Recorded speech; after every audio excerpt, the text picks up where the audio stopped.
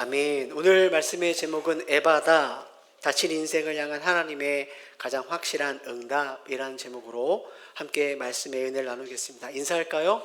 한 주간 잘 지내셨나요? 네, 수고 많으셨습니다.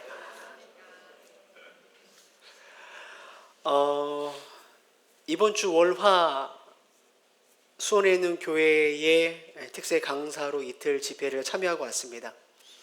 새벽 5시 50분에 찬양이 시작되었어요. 그러니까는 성도님들이 새벽에 더 일찍 일어나셨겠죠. 다들 잠도 설치고 피곤한 상태였을 텐데, 제가 이제 그 교회에서 느끼는 감동이 뭐였냐면, 그 새벽부터 그 잠긴 목소리임에도 불구하고 찬양 소리가 참 뜨겁게 찬양하고 또 기도 소리가 참 뜨거웠다. 그런 것을 제가 경험했어요. 무엇보다도 제가 강단에 딱 앞에 섰는데 사실 처음 보는 얼굴 아니겠습니까? 그럼에도 불구하고 저를 향하여 밝게 웃어주시는 그 성도님들 때문에 제가 긴장하지 않고 집회를 잘 인도하고 왔습니다. 제가 그분들의 그 밝은 얼굴을 보면서 했던 말이 뭐냐면, 이 교회는 제가 이렇게 성경만 읽고 내려가도 은혜 받을 것 같아요 라는 그런 말을 했던 것 같아요. 사실 제가 그분들의 얼굴을 보면서 이런 고백을 했던 건 단순히 그냥 기분이 좋아서가 아니었습니다. 예배 가운데 그분들의 얼굴로부터, 표정으로부터 느껴지는 영적인 이 공감대가 제가 느껴졌기 때문에 그래요. 성도님들 혹시 Still Face라는 실험 아시나요? 하버드 대학 연구팀에서 한 실험입니다. 사진 하나 보여주시죠. 실험은 단순합니다. 엄마가 아기 앞에서 환하게 웃어요. 그러면 아이가 엄마의 표정에 반응하고 막 웃고 손을 흔듭니다. 그러다가 갑자기 엄마가 어느 순간 얼굴을 딱 차갑게 무표정으로 아기를 쳐다봅니다. 처음에는 아기가 엄마 얼굴을 보고 막 관심을 끌기 위해서 웃기도 하고 빽빽 소리도 지르다가 엄마가 계속해서 무표정하자 2분을 넘기지 못하고 아이가 극심한 공포와 스트레스 때문에 울음을 터뜨립니다. 몸을 비틀기 시작합니다. 연구팀은 이 실험을 통해서 인간에게 사실은 가장 큰 고통은 신체적인 고통이기보다는 때로는 반응 없는 침묵, 무표정이라고 이야기를 해요. 한국에서도 이와 비슷한 실험을 한 적이 있어요. 다음 사진 보여주시면 엄마랑 아이 사이를 떨어뜨려 놔요. 그리고 중간에 투명 이렇게 아크릴 유리로 해서 이렇게 공간을 파놨습니다. 아이들이 보기에는 여기로 가면 떨어진다 그런 생각을 만들게끔 이렇게 만들어 놓은 거죠. 무표정한 엄마의 얼굴을 본 아이는요, 여기를 건너가지 못해요. 멈칫멈칫하다가 뒤돌아갑니다. 그런데 다음 건 보여주시죠. 엄마가 웃자 아기가 어떻게 됐는지 방금 전까지만 해도 건너지 못한 일들을 아이가 하기 시작합니다. 건너가는 거예요. 사실 제가 시간이 없어서 짧게 이렇게 몇 가지 사진만 보여줬는데, 여러 엄마와 여러 아이를 위해서 실험을 해요. 그 밑에 아까는 빈 공간이었지만 사자 그림을 놓기도 하고 불이 붙는 그런 그림을 놓기도 하고, 그래서 아이들로 하여금 무섭게 공포스럽게 그런 여러 가지 환경을 조성했는데 똑같은 반응을 한다는 거죠. 성도들, 제가 앞서 말한 것처럼 수원의 교회에서 경험했던 그 따뜻한 얼굴이 왜 저의 경계심을, 마음을 풀어주고 제가 힘있게 말씀을 전했는지 이해가 되십니까? 그분들의 표정은 단순한 친절한 표정이 아니었습니다. 저를 향한 살아있는 반응이자 응원이었기 때문에 그렇습니다. 제가 이제 이런 경험을 하면서 제가 누구를 떠올렸겠습니까? 우리 교회 성도님들을 떠올렸어요. 우리 성도님들은 어떤 얼굴로 서로를 마주하고 있을까? 우리는 서로의 얼굴을 통해 어떤 메시지를 주고받나? 제가 연말인가요? 셀을 돌아다니는데 이런 피드백을 받았어요. 우리 그 앞에서 찬양 인도하는 전도사님들이 자기만 이렇게 찬양에 심취해서 눈 감고 찬양한다고. 근데 그게 아니에요. 성도님들의 그 딱딱한 얼굴을 보면 집중하지 못하니까 눈 감고 하나님께 집중하려고 그렇게 찬양하는 거거든요. 착각하시면 안 됩니다. 성도님들, 여러분은 서로의 얼굴 통해서 어떤 메시지를 주고받습니까? 기분 좋게 왔는데, 안타깝게도 그런 일이 없었으면 좋겠지만 안타깝게도 혹 누군가의 얼굴 때문에 기분이 상하시지는 않나요? 반대로 너무 낙심되고 슬펐는데 저 집사님, 저 권사님, 저 장로님 얼굴 보고 오히려 힘을 얻고 돌아가는 그런 경험이 있으십니까? 우리 교회는 또 나는 어떤 얼굴로 서로를 대하는지 한번 좀 생각해 봤으면 좋겠습니다. 그렇게 보면 저희가 말씀 전에 우리 옆에 분과 앞뒤 분과 인사 나누러 하잖아요. 그 그냥 인사 칠회가 아닙니다. 짧은 시간이지만 서로의 눈을 바라보면서 웃어주는 그 힘이 우리에게 너무나 큰 격려와 위로가 되는 시간이라는 거예요. 저는 우리 교회가 무표정한 얼굴, 충청도에서 그런가? 그렇게 무표정한 얼굴로 인사하지 마시고 좀 웃으면서 환대하는, 서로를 위로하고 격려하는 그런 공동체가 되었으면 좋겠습니다. 아멘이시죠? 그런 의미에서 한 번만 더 해볼까요? 우리 옆에 분에게 이렇게 인사하겠습니다. 앞뒤 분에게 함께 해주셔서 감사합니다. 인사하겠습니다. 네. 1부 때도 이랬어요. 1부 때도 이래야만 웃어요. 이래야만. 그렇게 힘드신 일이 많으신지. 근데 성도님들 그런 것 같아요. 내 의도와 상관없이 사실은 우리가 사람과 사람 사이에서도 무표정하는 것도 사실 좀 우리가 경계해야 되지만 우리가 예배 가운데 더 경계해야 될 게 하나 더 있습니다. 사실 우리가 하나님께도 무표정할 수 있다는 거 아십니까? 하나님께도 무표정한 또 다른 종류의 스틸 페이스를 우리가 하나님께 보인다는 거예요. 하나님은 단순히 우리가 이렇게 앉아있는 그러한 사람이 되지 않기를 원하죠. 하나님은요, 우리가 살아계신 하나님 앞에 반응하기를 원하세요. 요한복음 4장에 보면 예수님께서 사마리아 여인에게 이렇게 이야기하죠. 하나님은 영이시니 예배하는 자가 어떻게 해요? 영과 진리로 예배하라 라고 말씀하시죠. 하나님이 찾으시는 영과 진리로 예배하는 자는 무표정한 마음, 무표정한 표정으로 그냥 그렇게 앉아있는 사람들을 말하는 게 아니죠. 하나님의 그 사랑 앞에, 살아계심 앞에, 그 십자가의 복음 앞에 인격적으로 반응한 사람들을 하나님이 찾으신다라는 거예요. 여러분, 만약에 오늘과 우리 예배 가운데 그 은혜 앞에 우리가 아무런 감격도 아무런 반응도 없는 무덤덤하게 앉아 있다면 사실 우리를 기뻐하시고 환대하시는 하나님의 인격적인 사귐을 우리가 스스로 거절하는 것과 마찬가지라는 것입니다. 성도님도 오늘 이 예배가 우리를 영원히 기뻐하시는 하나님을 향해 우리의 마음뿐만 아니라 우리의 얼굴까지도 기뻐할 수 있는 그런 예배가 되어지기를 주의 이름으로 축복합니다.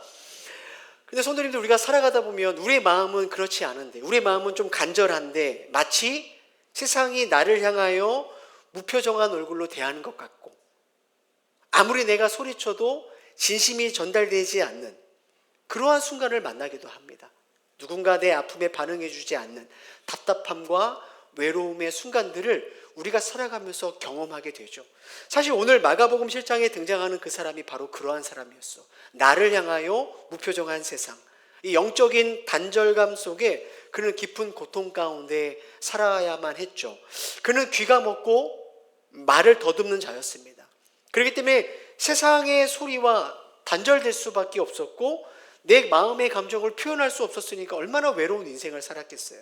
근데 오늘 이 말씀은 그렇게 다친 인생을 향하여 찾아오시는 예수님이 얼마나 세밀하고 또 그에게 뜨겁게 반응해 주는 분이신지를 우리에게 보여줍니다. 오늘 말씀을 통해서 우리는 어떠한 예수님을 만나고 경험할 수 있는지를 함께 살펴보려고 해요. 첫 번째, 오늘 말씀을 통해서 우리는 어떤 예수님을 만나게 될까요? 바로 한 사람을 인격적으로 배려해 주시는 예수님을 만나게 됩니다. 오늘 본문 말씀 32절 33절 말씀 함께 읽어보겠습니다. 시작. 사람들이 귀먹고 말 더듬는 자를 데리고 예수께 나와 안수하여 주시기를 간구하거늘 예수께서 그 사람을 따로 데리고 무리를 떠나사 손가락을 그 양 귀에 넣고 침을 뱉어 그의 혀에 손을 대시며, 예수님은 그 사람을 따로 데리고 무리를 떠나셨습니다. 이게 왜 특별할까요? 사실 예수님 주변에는 늘 구경꾼이 가득했어요. 그들은 기적을 보고 싶었죠. 이 환자는 그들에게 흥미로운 구경거리에 불과했을지 몰라요. 예수님께서 아마 그 자리에서 즉시 이 사람을 고쳐주셨다면 사람들은 환호했겠지만 정작 치유받는 이 당사자는 또 다른 사람들의 시선과 수군거림 속에 수치감과 당혹감을 느꼈을지도 모릅니다. 왜냐하면 그때 당시에 병은 하나님께 죄를 지어 벌 받는 거다라고 사람들이 생각했기 때문에 그렇죠. 그래서 예수님은 그를 시끄러운 군중 속에 따로 떼어내어 예수님과 둘만이 있는, 이 사람이 느꼈을 때 안전하구나 라는 공간으로 따로 데려가세요. 사람들의 호기심과 어떤 또 다른 편견과 판단이 닿지 않는 곳에서 예수님은 그를 한 명의 구경거리가 아니라 존귀한 인격자로 그를 만나주고 계시는 거예요. 이게 바로 여러분 상처 입은 자를 향한 예수님의 따뜻한 배려였던 거죠. 근데 그것만이 아니었습니다. 예수님은 그 사람이 이해할 수 있는 언어로 그에게 다가가세요. 자, 이어지는 33절 하반절에 보면 이렇게 기록되어 있어요. 손가락을 그의 양 귀에 넣고 침을 뱉어 그의 혀에 손을 대시며. 사실 오늘 우리의 관점으로 보면 이게 너무 황당하고 너무 비위생적으로 보이는 일입니다. 예수님은 왜 이러한 행동을 하셨을까? 팀 켈러 목사님이 쓰신 왕의 십자가라는 책에서 예수님의 행동을 이렇게 그 목사님은 설명합니다. 들어보세요. 예수님은 귀 머거리요 벙어리인 이 남자의 아픔을 그대로 느끼셨다. 예수님이 그의 귀와 입을 만지신 것은 일종의 수화였다. 여기를 치료하자. 두려워하지 말아라. 이번에는 여기를 치료해야겠다. 예수님은 이 남자의 세계로 들어가 그가 이해할 수 있는 비언어적 커뮤니케이션을 사용하셨다. 이게 무슨 말일까요? 한번 생각해 보세요. 성도님들, 이 환자는 듣지 못합니다. 그죠? 예수님께서 내가 너를 이제 고쳐줄게 아무리 얘기해도 들을 수가 없어요. 그래서 예수님은 그가 느낄 수 있는 유일한 게 뭐죠?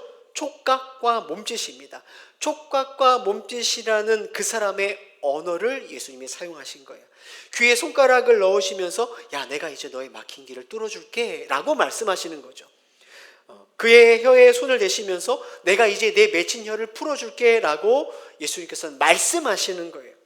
그러니까 이것은 단순히 치료 행위를 넘어서서 그의 깨어진 세계 안에 예수님께서 직접 들어가셔서 그의 수준에 맞게, 그의 눈높이에 맞게 예수님께서 맞춰주시는 또 다른 사랑의 표현이었다라는 거예요. 보통 우리는 누군가를 우리가 도울 때 내 방식대로 도울 때가 있죠. 좋은 의도로 돕더라도 내 방식으로 도우는 거예요. 야, 내가 이만큼 도와주는데 뭐 이 정도 네가 감수해야 되는 거 아니야? 야, 이거 너한테 필요한 거잖아. 그러니까 그냥 좀 받아. 사실은 좋은 의도이지만 세밀하게 상대방을 살피지 못할 때가 많이 있어요. 그래서 도와준다고 하는 그 말이, 그 도움이 또 다른 그 사람에게 상처가 될 때가 참 많이 있는 것 같아요. 근데 오늘 예수님 보세요. 예수님 그렇게 하지 않으시죠. 사실은 말씀 한마디로 풍랑도 잠재우시고 귀신도 쫓아내시고 죽은 야이로의 딸도 살려내셨는데 예수님은 굳이 그 한 사람을 따로 자리를 마련해 주시고 굳이 손가락에 손을 대시면서 번거로운 사랑을 선택하셨다는 거예요. 번거로운 사랑. 왜 굳이 이런 식으로 이러한 방식을 선택하셨을까요? 예수님은 이 사건을 통해서 오늘 우리들에게 말씀하시는 거죠. 나는 단 한 사람이라도 그렇게 대충대충 넘어가지 않는다라는 거예요. 이 한 사람을 위해 가장 소중하게 대하신 분이라는 것을 오늘 우리에게 보여주고 계시는 거예요. 사실 성도님들, 우리가 살아가는 이 세상을 우리가 살아가다 보면 문득 그런 생각이 들어요. 성도님들, 이 세상에 인구가 몇 명이죠? 80억 정도 되나요? 수많은 사람 중에, 예수 믿는 수많은 사람 중에 정말로 나 하나를 예수님이 소중하게 생각하실까? 그런 생각 들지 않으십니까? 주님이 수많은 사람 중에 정말로 나 하나를 이렇게 세심하게 정말로 배려해 주실까? 그런 생각이 들어요. 우리가 살아가는 이 세상은 우리를 어떻게 보죠? 수많은 사람 중에 하나로 봅니다. 우리를 그냥 숫자로 보죠.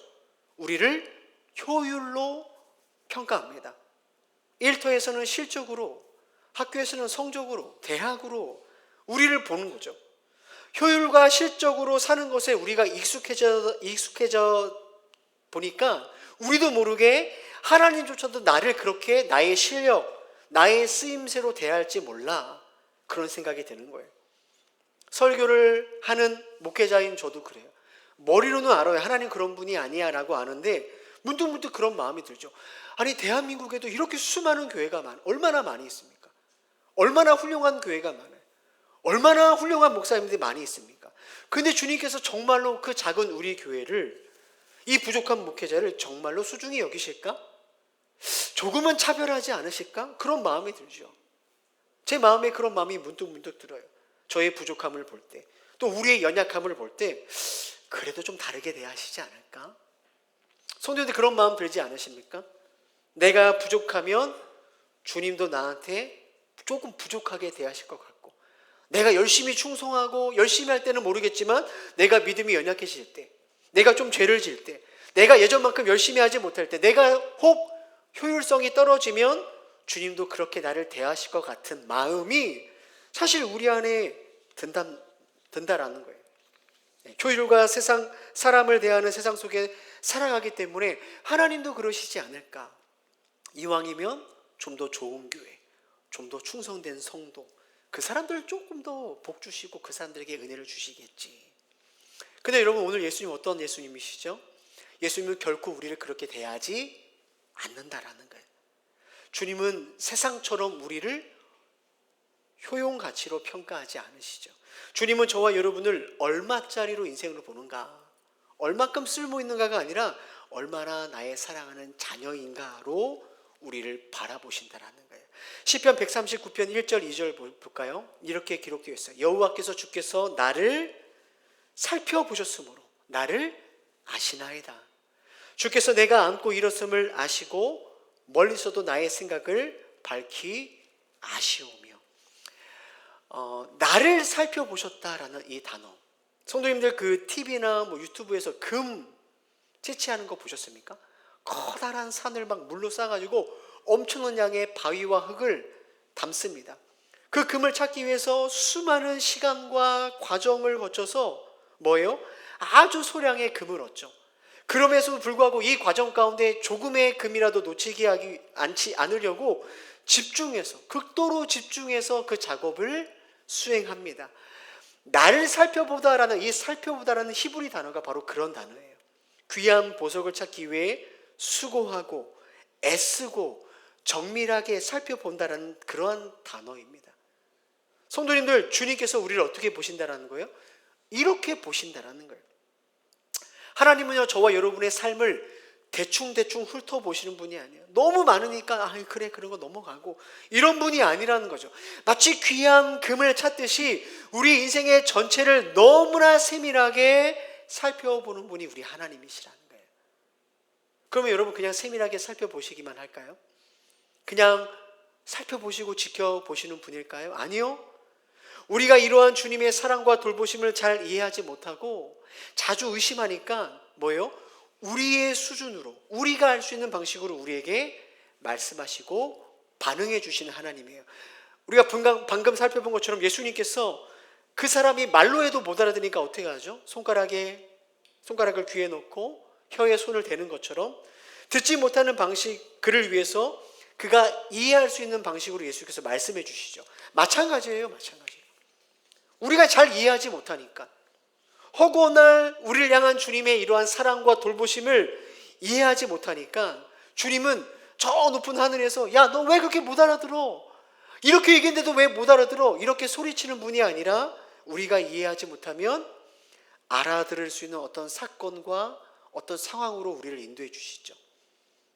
우리가 보지 못하면 우리가 만질 수 있는 상황으로 우리를 인도해 주세요. 우리의 삶의 한 복판에 찾아오셔서 우리의 수준에 맞게, 형편에 맞게, 상황에 맞게 눈을 맞춰주시는 분이 바로 우리 하나님이시라는 거예요. 여러분, 이런 하나님의 개인적이고 친밀한 사랑을 어거스틴은 이렇게 표현해요. 함께 한번 읽어볼까요? 시작. 하나님은 마치 사랑할 대상이 이 세상에 오직 나 한 사람밖에 없는 것처럼 우리 각자를 사랑하신다. 이 세상에 사랑할 대상이 나 하나인 것처럼 우리를 사랑해 주신다는 거예요. C.S. 루이스는 이렇게 이야기합니다. 하나님은 시간이 무한하기 때문에 우리가 기도할 때 온 우주에 오직 나 한 사람만 있는 것처럼 우리 기도에 집중하실 수 있는 분이라는 거예요. 놀라운 말이죠. 하나님에게는 대중이라는 말이 없어요. 대중이 없어요. 주님 오늘 예배 가운데 우리를 전체라는 덩어리로 우리를 보시는 게 아니에요.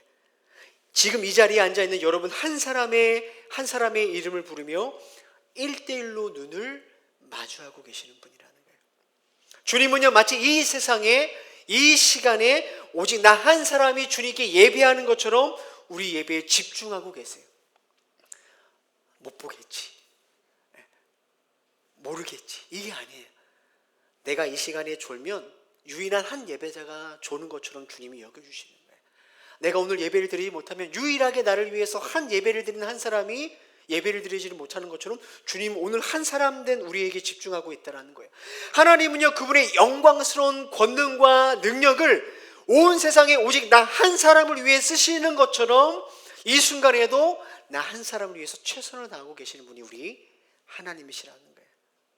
사랑하는 성도 여러분, 지금 여러분의 삶이 마치 귀가 들리지 않는 것처럼, 막힌 것처럼 혹시 답답한 분 계십니까? 아무리 소리쳐도 세상이 나에 대해서 무표정하고 내 힘든 상황과 환경이 아무런 변화가 없는 것 같아서 답답하고 염려가 되는 분이 혹시 계시나요? 그때 기억하셔야 됩니다. 주님은 지금 여러분 곁에서 여러분이 이해할 수 있는 방식으로 끊임없이 여러분의 눈을 맞추며 지금도 말씀하고 계시는 거예요. 때로는 가족의 손길을 통해서, 때로는 예기치 못한 어떠한 사건과 만남을 통해서, 공동체의 경력을 통해서 지금도 여러분을 만지고 계시는 거예요. 무엇보다도 오늘 이 말씀을 통해서 다친 우리의 귀를 만지며 말씀하시죠. 내가 너의 마음을 안다라는 거예요. 내가 너의 아픔과 상처를 똑똑히 듣고 있다라는 거죠. 너는 수만, 수십만, 수천만 중에 하나가 아니라 내 사랑하는 아들과 맞바꾼 유일한 단 하나의 보물이라고 지금 우리에게 말씀하고 계시는 거죠. 이것이 오늘 주님께서 우리 각자에게 보여주시는 가장 세밀하고 인격적인 반응이라는 거예요. 사랑하는 성도님들, 주님은 결코 우리를 향해 무표정하지 않으세요. 오늘도 우리의 눈높이에 맞춰 다가와 손잡아 주시는 그 따뜻한 사랑이 여러분 이 차가운 세상 가운데, 메마른 이 세상 가운데 살면서 차가워지고 식어지고 무표정한 우리의 메마른 심령으로 회복해가게 되는 그런 은혜가 있기를 간절히 소망합니다. 여러분, 이렇게 예수님은 한 사람을 인격적으로 배려해 주시는 분이래요. 그렇다면 두 번째로 오늘 말씀 중에서 우리는 어떠한 예수님을 만나게 될까요? 바로 탄식으로 공감해 주시는 예수님을 만나게 됩니다. 마가복음 7장 34절 함께 읽어보겠습니다. 시작. 하늘을 우러러 탄식하시며 그에게 이르시되 에바다 하시니 이는 열리라는 뜻이라. 탄식하다라는 뜻, 헬라어 스테나조라는 헬라어를 쓰는데 이것은 그냥 아유, 에휴 이런 정도의 신음이 아니에요. 타인의 고통이 내 속으로 들어와서 심장이 끊어질 것 같은, 우리의 내장이 끊어질 것 같은 그러한 고통의 신음을 바로 탄식하다라는 스테나조라는 그런 뜻이 갖고 있는 단어입니다. 근데 손들 좀 이상하지 않으세요? 왜냐하면 이제 조금 있으면 예수님은 이 사람을 고치실 거예요. 예수님 알고 계세요. 그죠? 1초 뒤면 기적이 일어나요. 이 사람은 고침을 받을 거고요. 사람들은 환호할 거예요. 축제 직전이죠. 근데 왜 예수님은 마치 자기 몸이 찢기는 것 같은, 그 내장이 끊어질 것 같은 이런 고통의 탄식을 하고 계실까요? 자녀를 키우신 부모님들은 아마 이 마음을 아실 거예요. 자녀가 아프면 부모의 마음이 더 아프죠. 자녀가 신음하면 부모는 그 곁에서 더 가슴치고 탄식합니다. 제가 우리 자녀를 키우지 않습니까? 자녀들이 뭐 이것 때문에 힘들어요, 저것 때문에 힘들어요 말해요. 그 이야기를 들어보면 부모된 우리는 알죠. 그거 좀 있으면 지나갈 문제인데, 큰 문제가 아닌데 우리는 답을 알고 있어요.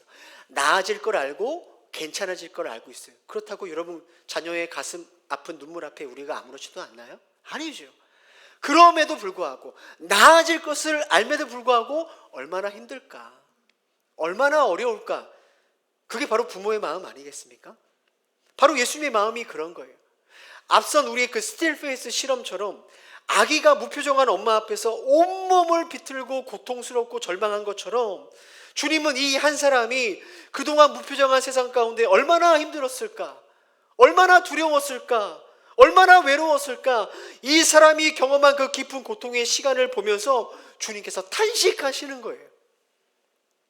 성도님들, 예수님은요 저 멀리서 자 이제 고쳐줄게, 치유한 버튼, 리모컨 버튼을 누르는 그런 하나님이 아니십니다. 한 사람의 고통 한 복판으로 들어오셔서 그의 눈물과 한숨을 함께 울어주고 함께 탄식해 주시는 분이시라는 거예요. 그렇다면 여러분, 이 예수님의 탄식이 2000년 전에 이 한 사람만을 위한 탄식이었을까요? 그렇지 않죠.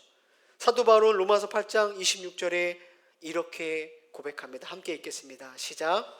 이와 같이 성령도 우리의 연약함을 도우시나니 우리는 마땅히 기도할 바를 알지 못하나 오직 성령이 말할 수 없는 탄식으로 우리를 위하여 친히 간구하시느니라. 성도님들, 우리가 살아가다 보면 정말로 이럴 때가 있죠. 기도의 문이 꽉 막혀버릴 때, 그죠? 정말 말로 설명할 수 없는 삶의 무게 때문에, 그 막막함 때문에 하나님 앞에 나와도 무슨 말을 해야 될지 모르는 그러한 순간이 찾아온다라는 거예요. 도대체 누구에게 하소연을 해야 될지 모르는, 그죠? 어떻게 기도해야 될지 모르는, 그 알바를 알지 못하는 순간이 저마다 우리 인생 가운데 찾아와요. 바로 그때 우리 안에 계신 성령님은 우리가 참아 내뱉지 못하는 그 말 못할 깊은 고통을 뭐예요? 성령님께서 말할 수 없는 탄식으로 하나님 앞에 대신 아파하시고 우리를 위해서 대신 간구하신다라는 거예요. 2000년 전에 그 한 병자를 위한 예수님의 그 탄식, 그 스테나조의 탄식이 지금 우리 안에 성령님의 탄식으로 이어지고 있다라는 것입니다. 저는 말씀을 준비하면서 이 찬양이 계속 떠올랐어요. 아바 아버지, 아바 아버지, 나를 안으시고 바라보시는 아바 아버지, 아바 아버지, 아바 아버지, 나를 도우시고 힘주시는 아버지. 주는 내 마음을 고치시고 볼 수 없는 상처 만지시네. 나를 아시고 나를 이해하시네. 내 영혼 새롭게 세우시네. 제가 왜 이 찬양이 계속 생각났는가 하면, 사실 우리는요, 이 환자를 보면서 겉으로 드러나는 것만 보죠. 저 사람 귀가 막혔구나. 이 혀가 굳어버렸구나. 우리는 표면적인 문제밖에 못 봅니다. 참 안 됐네. 불쌍하네.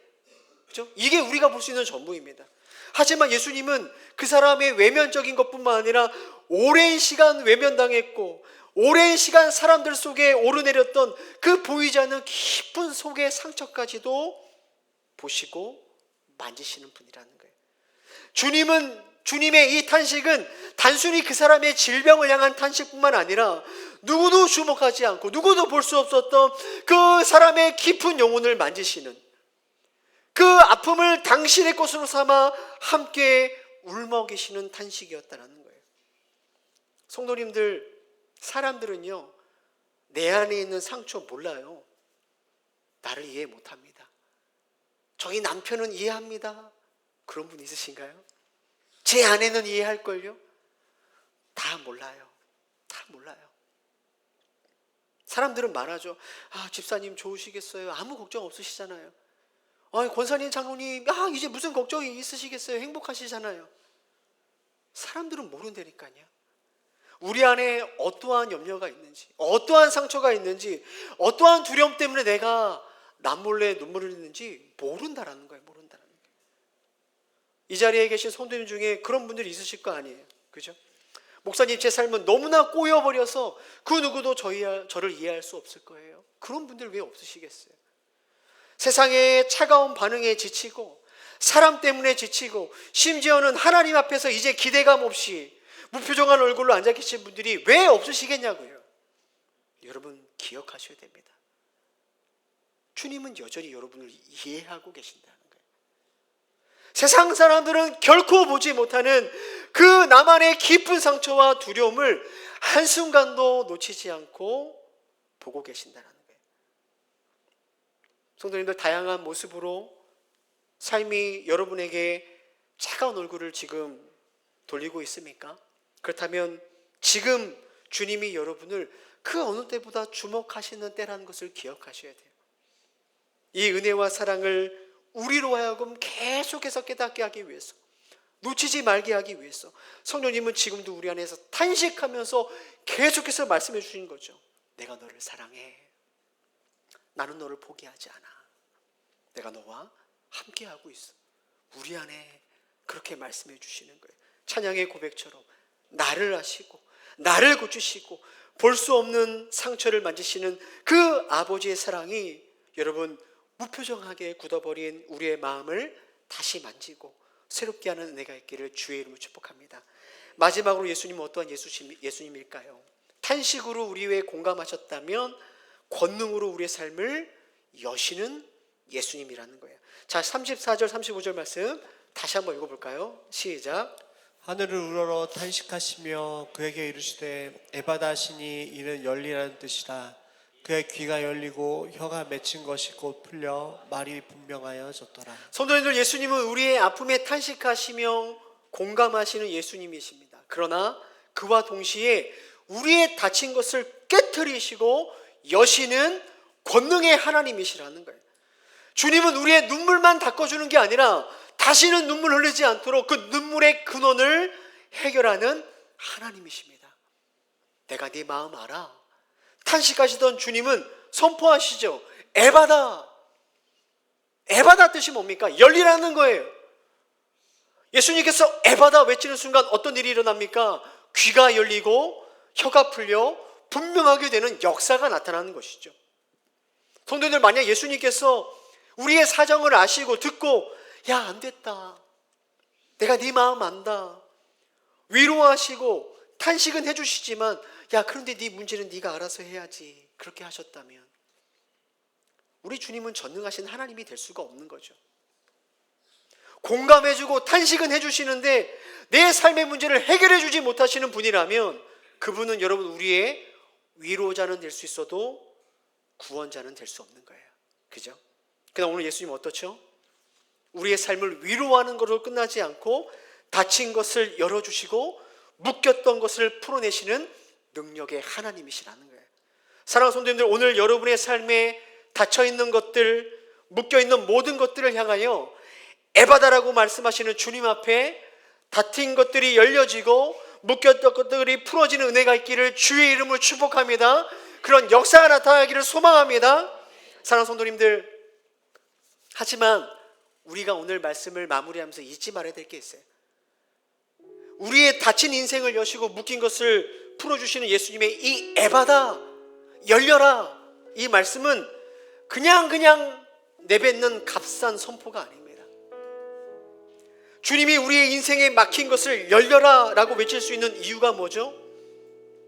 바로 저와 여러분을 대신해서 주님이 가장 처절하게 막히는 고통을 그분이 당하셨기 때문에 그래요. 예수님은 십자가 위에서 우리가 겪어야 할 가장 비참한 하나님의 무표정을 그분의 온몸으로 견디어 내셔야 했습니다. 서두에 말씀드렸던 실험 기억하십니까? 아기가 엄마의 무표정 앞에서 절규했듯이, 고통스러워했듯이, 몸을 비틀었듯이 주님은 사랑스러운 성부 하나님 그 아버지의 고독한 침묵과 그분의 외면 속에서 이렇게 고통스럽게 부르시셨죠. 하나님, 하나님, 어찌하여 나를 버리셨습니까? 예수님은 그분의 사랑하는 아버지 앞에서, 그분의 무표정 앞에서 버려지셨어요. 왜 그렇죠? 바로 저와 여러분이 그 하나님 앞에서, 그 아버지 앞에서 이젠 기뻐할 수 있도록 사랑받는 자녀가 되기 위해서 그분이 버려지신 거예요. 예수님이 십자가에서 마지막 숨을 거두시며 내뱉으신 그 탄식 기억하십니까? 다 이루었다. 그 탄식 때문에 어떤 일이 일어났습니까? 성소의 휘장이 위에서부터 아래로 에바다 열리는 역사가 나타난 거 아니에요? 저와 여러분의 죄 때문에 하나님 사이에 가로막았던 영적인 귀먹음과 벙어리던 죄된 장벽을 주님은 당신의 몸을 찢어서 단번에 열어주신 거죠. 그 주님의 에바다 덕분에 이제 우리는 내가 너를 사랑한다, 오늘도 말씀하시는 하나님의 음성을 들을 수 있게 된 거죠. 이제 그분을 아바 아바지라고 부를 수 있는 우리의 입이 열리게 된 것입니다. 사랑하는 성도님들, 내일부터 시작되는 그 한 주간의 삶을 보면 세상은 여전히 우리에게 무표정할 수 있어요. 그렇죠? 여전히 사방이 막힌 것 같은 답답한 현실을 우리는 마주하게 될 겁니다. 그러나 기억하십시오. 나를 아시고, 나를 이해하시고, 나를 가장 사랑하시는 에바다의 주님이 그때도 여러분과 함께 하실 것입니다. 그 주님의 손을 잡고 닫힌 문을 열어젖히는 열리는 인생 살아가는 저와 여러분 되어지기를 주님의 이름으로 축복합니다. 오늘 말씀 생각하며 우리 같이 찬양하겠습니다. 아바 아버지, 우리 함께 찬양하며 나아가.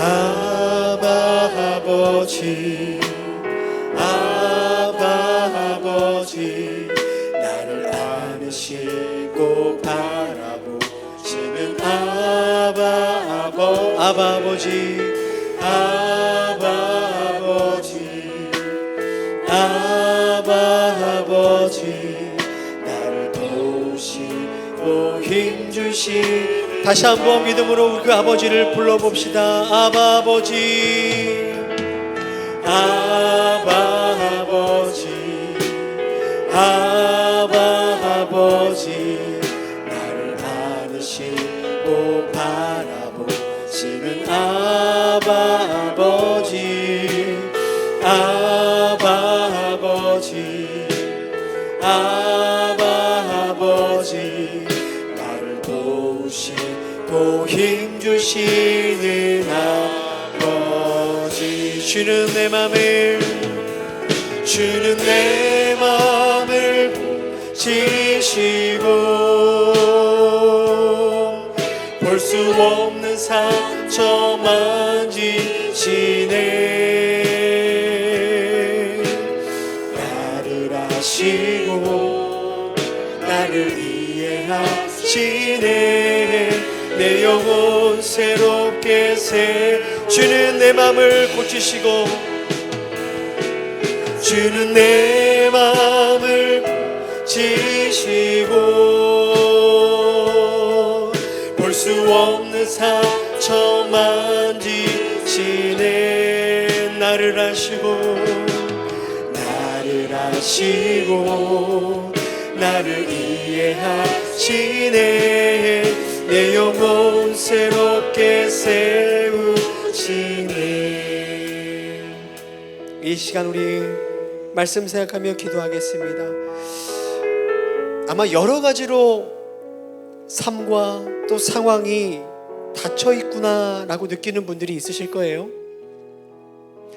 성도님들, 그러나 오늘 말씀 통해서 주님 우리에게 뭐라고 말씀하십니까? 내가 너를 안다라는 거죠. 내가 너를 이해한다라고 말씀하십니다.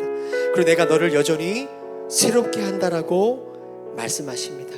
여러분, 이 시간 기도할 때 하나님, 오랫동안 제 안에 눌려있던 내 안에 상처가 있어요. 주님, 두려움이 있습니다. 실패감도 있고요, 참 벗겨나가지 않는 죄책감도 여전히 있습니다. 주님, 내 영혼의 이 깊은 상처를 보시고 나보다 더 아파하시고 나보다 더 깊은 탄식으로 나를 위로하시는 주님, 내 영혼을 새롭게 하여 주시옵소서. 우리의 두려움과 상처를 주님께 올려드리며 함께 기도하며 나아가겠습니다. 함께 기도합니다. 주님, 보이지 않는 우리의 상처와 우리의